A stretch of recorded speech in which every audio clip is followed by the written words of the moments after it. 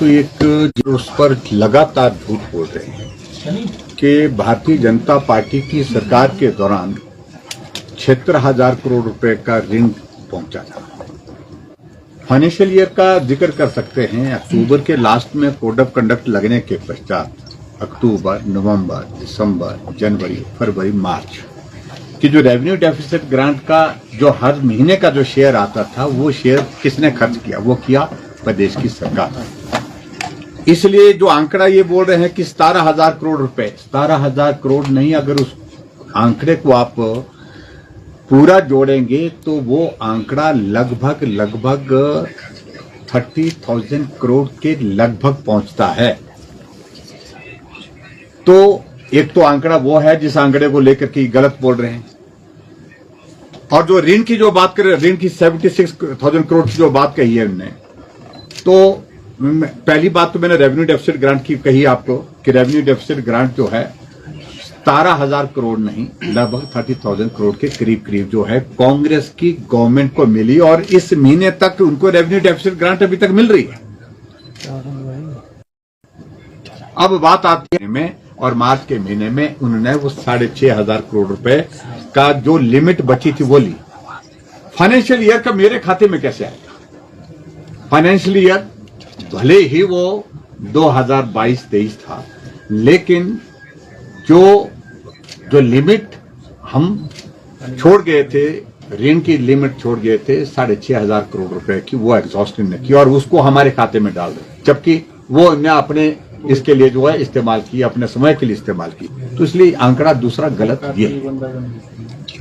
और मैंने जो एक आंकड़ा आपके सामने जो रखा है, वो आंकड़ा मैं बड़ा उसको मैं आपके सामने में ये कहना चाहूंगा। देखिए, वो आंकड़ा विशेष तौर से जो ऋण लेने का है, ऋण लेने का जो आंकड़ा है, इन दोनों के कार्यकाल में ऋण लेने का आंकड़ा जो है वो चला गया है। वो चाहे वो पूर्व की सरकार रही, वीरभद्र सिंह की सरकार रही, चाहे कोई और सरकार रही, मैं उस बात को ज्यादा डिटेल में जानता, तो वो ऑल टाइम उसमें मोर देन 10% रहा। और सुक्खू जी की सरकार का जो ऋण एनुअल ग्रोथ जो है वो 16.3 ऑल टाइम हाई। और जबकि मेरे समय में जो हमने ऋण, जिसका ऋण का शोर बहुत करते हैं, बहुत शोर डालते हैं कि ऋण लिया, हमने लिया एनुअल ग्रोथ जो हमारे ऋण की जो थी, इट वाज 7.2%। बहुत अंतर है भाई, दुगने से भी ज्यादा। यानी कि कहां 16.3%, कहां 7.2%। हमने ऋण कम लिया कंपैरेटिवली, लेकिन उसके बावजूद भी मैं यही कहूंगा कि जो अभी का जो बजट इन्होंने प्रस्तुत किया है, हर एक सेक्टर में इनका जो है बजट घटा है। सब्सिडी का बजट इनका आधे से भी कम हो गया है, लेकिन कह रहे हैं कि 300 यूनिट बिजली हम फ्री देंगे। सोशल वेलफेयर में बजट जो है लगभग 40% से भी ज्यादा इनका कम हुआ है, लेकिन उसके बावजूद भी कह रहे हैं कि हम जो है 1 लाख महिलाओं को जो है वो जो बीपीएल परिवार से नीचे की है उनके लिए 1,500 रुपए देंगे। ये कैसे हो सकता है? ना पहले कर पाए हैं जो गारंटियां दी थी, ना ही अब वो कर पाएंगे। और अभी जो झूठी घोषणा की है, हम तो उनमें एक ही चीज को लिखते हैं, पूछते हैं कि आप रोबोटिक सर्जरी पर तो चले गए। पिछले 2 सालों से चंबा के मेडिकल कॉलेज की, हमीरपुर के मेडिकल कॉलेज की टेंडर जो है वो फर्नीचर के, कुर्सी और मेज के नहीं हो पा रहे, वो नहीं ले पा रहे। रोबोटिक सर्जरी की जरूरत हिमाचल प्रदेश में चुनिंदा स्थानों पर है, लेकिन ये जिद के साथ इस प्रकार से आप अभी भी देखिए कि बेसिक स्वास्थ्य की सुविधाएं उपलब्ध नहीं है। हिम केयर का पैसा आपने इलाज के लिए, जो बीमारियां हैं उनके लिए बंद कर दिया है। आपने सारा योजना का पैसा देना बंद कर दिया है, लेकिन उसके बावजूद आप रोबोटिक सर्जरी जो सिलेक्टिवली सभी बीमारियों के लिए नहीं, कुछ एक बीमारी के प्रोसीजर के लिए इस्तेमाल की जाती है, और उसमें और भी टेक्नोलॉजी लैप्रोस्कोपिक उसमें आ गई है, वो बहुत बेहतर परफॉर्म कर रही है। कम कॉस्ट पर आप बहुत बेहतर ट्रीटमेंट कर सकते हैं, लेकिन हमें समझ में नहीं आ रही है इस दिशा में क्यों जा रहे हैं। कोई तो वजह होगी, और वजह का जिक्र जब हम करते हैं तो वो परेशान होते हैं। जो रोबोटिक मशीन ली जा रही है उसकी बाजार कीमत का हमने जो डेविंसी की जो अगर हम देख रहे हैं तो उसमें 16.5 करोड़ से 17 करोड़ के बीच में जो है बेस्ट मशीन जो है वो अवेलेबल है। तो 28 करोड़ में क्यों ये प्रश्न पैदा हो रहा है? अगर नहीं आपने 28 करोड़ में लिए तो आप पूरा डिटेल दे दें, आपको कौन रोक रहा है? आप जानकारी दें कि कितने में खरीदी है। एएमसी में क्या आपने उसमें प्रोविजन जोड़े हैं, एनुअल मेंटेनेंस के लिए आपने क्या एग्रीमेंट किया है? इन सारी चीजों को लेकर के स्पष्ट करें। जब प्रदेश पूछ रहा है जानकारी क्यों छुपाई जा रही है, इसलिए इन बातों को लेकर के प्रश्न खड़े होते हैं। ओबराय के होटल का फैसला जो हुआ मेरे ख्याल में लगभग 2 साल होने लगे, लेकिन 1.5 साल 2 साल के लगभग हो गया, उसकी बिडिंग क्यों नहीं हो पा रही है? आपके जो आपने जो प्रोजेक्ट पीएसयू को जो हमने जो दे रखे, पिछली सरकार ने जो फैसला लिए, जिन प्रोजेक्ट को हम बनाने की स्थिति में नहीं हो पा रहे थे, जिन प्रोजेक्ट के लिए प्राइवेट सेक्टर से कोई 4 बार जो है बिडिंग करने के बावजूद कोई आने के लिए तैयार नहीं था, और उस सूरत में वो गवर्नमेंट ऑफ इंडिया के पीएसयूज को दिया, हमने कोई प्राइवेट किसी ठेकेदार को नहीं दिए वो। लेकिन आप जो है पहले दिन से कह रहे हैं कि हम वापिस लेंगे, हम वापिस लेंगे।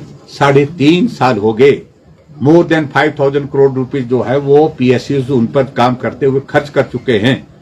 क्या अभी तक भी आप वापिस नहीं ले पाए? तो उसकी वजह बताएं। बीबीएमबी के शेयर की बात कर रहे हैं, अभी तक क्यों नहीं लिए? आप बोल रहे हैं कि हम लेकर के आएंगे, आप लेकर के आएंगे।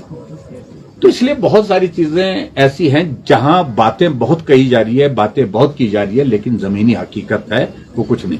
और आज जो अनफॉर्चुनेट एक बिल जो पारित किया गया, जिसकी पीड़ा मुझे बहुत ज्यादा इसलिए है क्योंकि नाम हमारी विधवा माताओं बहनों का लिया जा रहा है उनके लिए, और उसके बाद नाम ऑर्फन बच्चे जो माँ बाप के बिना हैं उनका जिक्र किए जा रहे हैं, उनके लिए बात कह रहे हैं कि हम सेस लगा रहे हैं डीजल पेट्रोल पर, लेकिन सच्चाई अलग है। पैसा उनके नाम से लिया जा रहा है, लेकिन पैसा खर्च कहीं और किया जाएगा। मैं इनसे ही पूछता हूं, आप मिल्क सेस के पैसा ले रहे हैं, एक्साइज इसमें ले रहे हैं, शराब पर ले रहे हैं, दूसरी चीज पर ले रहे हैं, लेकिन उसके बावजूद दूध की कीमतें जो आपने बताई थी ना वहां पहुंची हैं, और ना ही दूध बेचने वाली माताओं बहनों को दूध की कीमत समय पर मिल पा रही है। कहां जा रहा वो पैसा? लगाया तो मिल्क सेस, लगना तो जाना तो वही चाहिए था वो, लेकिन वहां नहीं जा रहा है। इसलिए सरकार अपने खर्चे को चलाने के लिए ये ढाल के रूप में इस्तेमाल कर रहे हैं ऑर्फन बच्चों को और विधवाओं को। मैं समझता हूं ये बहुत तो पीड़ादायक भी है, दुखद भी है, और उचित तो बिल्कुल भी नहीं है, जिसका हमने विरोध किया। सर, ये जो सैलरी डेफर करने की बात बजट के दौरान आई थी, और इससे पहले इतना बड़ा सप्लीमेंट्री बजट 40,000 करोड़ रुपए से ज्यादा का, तो ट्रेजरी ओवरड्राफ्ट हो रही, क्या लग रहा है सर ये फाइनेंशियल इमरजेंसी की तरफ से? मैं देखो, मैं सीधी सी बात कह रहा हूं कि हिमाचल प्रदेश जो है फाइनेंशियल इमरजेंसी की ओर बढ़ चुका है। इसके पश्चात बचता क्या है? जब आप सैलरी डेफर करने की बातें कह रहे हैं, 50%, 30%, 20%, 3% का आपने ऐलान कर दिया, तो ये एक तरह की फाइनेंशियल इमरजेंसी है। सिर्फ इतना ही है कि फाइनेंशियल इमरजेंसी आपने जो है नोटिफाई नहीं की है। आर्टिकल 360 के अंतर्गत फाइनेंशियल इमरजेंसी जब लगती है तब ये सैलरी रोकने का, सैलरी काटने का प्रावधान उसमें है, लेकिन उसके बिना आप नहीं कर सकते। और मैंने इसका उदाहरण दिया, आंध्र प्रदेश ने कोविड के दौरान जो है वो सैलरी काटी थी, और आखिरकार सरकार उसमें हाई कोर्ट में भी हारी और सुप्रीम कोर्ट में भी हारी, और 6% इंटरेस्ट के साथ उनको देना पड़ा था। तो ये स्थिति कहीं हिमाचल प्रदेश में ना आए, तो इसलिए कदम वो उठाइए जिससे सही मायने में प्रदेश की आय बढ़े, प्रदेश आत्म सम्मान के साथ आर्थिक रूप से खड़ा हो सके, उसके लिए कदम उठाइए। लेकिन इस प्रकार के कदम मत उठाइए जिनको आपको फिर से वापिस लेना पड़े, फिर से विचार करना पड़े। और जिस तरह से एंट्री टैक्स का जो मुझे जानकारी मिली उसको रिव्यू किया जा रहा है, जबकि टेंडर कर चुके हैं, टेंडर की प्रक्रिया हो चुकी है और उसके बाद अलॉटमेंट कर दी गई है। लेकिन उसके बावजूद आज कैबिनेट की बैठक में मुझे जानकारी मिली है, मुझे कंफर्म नहीं है, लेकिन बताया गया कि उसको रिव्यू करने की दिशा में कुछ बात हुई है। लेकिन सर मुख्यमंत्री कह रहे हैं कि हिमाचल में कोई जो है वो फाइनेंशियल इमरजेंसी नहीं है। अभी सदन में उन्होंने कहा है, जैसा आपने भी सुना होगा, केवल जो फाइनेंशियल डिसिप्लिन है उसको क्रिएट किया जा रहा है और आत्मनिर्भरता की तरफ हम बढ़ रहे हैं। रिफॉर्मेटिव वेज हैं जिनसे हम रिफॉर्मेटिव वेज हैं, लेकिन उसमें एक चीज को मान करके उनको चलना पड़ेगा कि और बहुत सारे रास्ते थे जिन रास्तों को अपनाया जा सकता था, लेकिन इस तरह से जिन चीजों पर लीगली आप वीक हैं, कानूनी तौर पर आप कर नहीं पाएंगे, उस सारी चीज को लेकर के चिंता का विषय है। ये तो सिर्फ और सिर्फ देखो चालाकी है, सीधी सीधी सी बात चालाकी है, राजनीतिक इसके पीछे सोच है कि 6 महीने तक डेफर करेंगे, 6 महीने के बाद बोलेंगे अभी आर्थिक स्थिति नहीं बन पाई, फिर डेफर करेंगे, फिर उसके बाद 6 महीने के बाद फिर तब तक के लिए विधानसभा के चुनाव आएंगे और अपना वक्त निकालेंगे,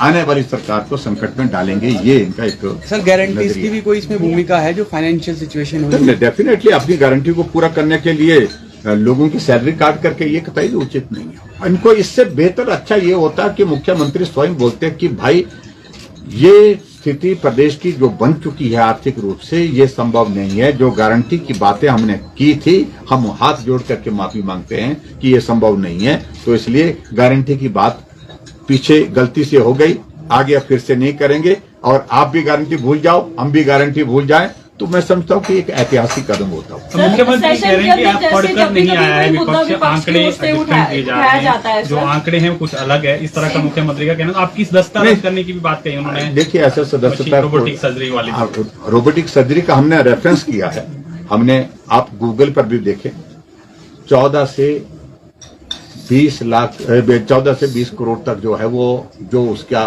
रेंज है, उसके आगे उसके रेट से जो मशीन ली गई है।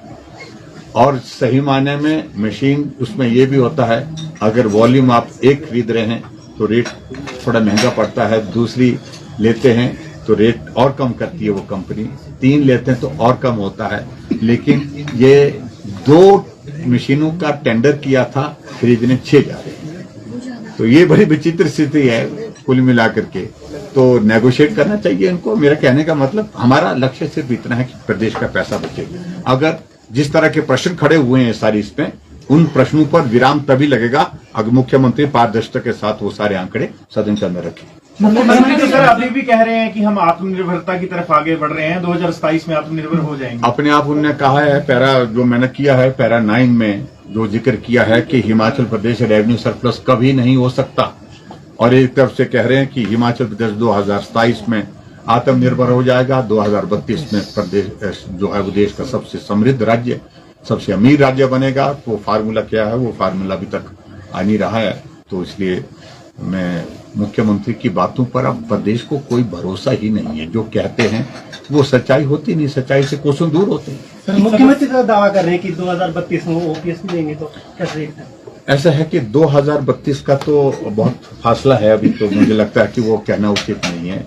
अगर वो ऐसी दूर की सोच रहे हैं तो मैं समझता हूँ कि बहुत बड़ी गलतफहमी में है। उनकी गलतफहमी जब अगला चुनाव होगा, विधानसभा का चुनाव होगा, तो दूर हो जाएगी। प्रदेश की जनता ने महसूस किया है कि बहुत बड़ी गलती हो गई है, इस गलती को सुधारना चाहती है प्रदेश की जनता, और जल्दी में है। इंतजार बहुत लंबा हो गया, बोलते हैं हमसे ही पूछते हैं ये सरकार कब जारी है, तो हमने कहा सुक्कू से ही पूछ लो। तो इसलिए मैं यही कहूंगा कि प्रदेश की जनता को जल्दी है। सर इस सरकार के कार्यकाल को हम कैसे देखते हैं? 3 साल से ऊपर सरकार किस तरह से आ रही है? ये देखिए सिस्टम ही कोई नहीं है। आप अंदाजा लगाए कि जिसको हम बोलते हैं ना भूसड़ा है, एक तरह का की मतलब खलारा जिसको डाल सकते हैं, बिखेरना चीजों को, तहस नहस करना, व्यवस्थाओं को तार तार करना, ये है सरकार वर्तमान में जो चली हुई है। जहां उनके कैबिनेट के मंत्री पुलिस को मालूम नहीं होता कि मुख्यमंत्री जी क्या करने वाले हैं, उनके पार्टी के साथियों को मालूम नहीं होता है, अपनी सोच में रहते हैं, अपने फैसले लेते हैं और थोप देते हैं। फिर बाद में उनके ही मंत्री विधायक फिर बातों का जिक्र करते हैं कि बहुत दुर्भाग्य है। अब आपने देखा होगा कि बजट में मुख्यमंत्री बोल रहे थे, बहुत दौर ऐसे आए जब अधिकांश सदस्य सदन के अंदर थे ही नहीं। अन्यथा बजट में आज से पहले हमने भी बजट पेश किए, लेकिन मुख्यमंत्री जब तक भाषण समाप्त नहीं करते तब तक के लिए कोई सदस्य अपनी जगह से, कोई मंत्री उठ करके नहीं जाता है। वो गरिमा के खिलाफ होता है, लेकिन उनको अब गरिमा की बात तो रही नहीं, तो बोलते मुख्यमंत्री गरिमा तोड़ते हैं तो हम भी तोड़ते हैं, थोड़ा बहुत बोलते हैं, ऐसा बोलते हैं।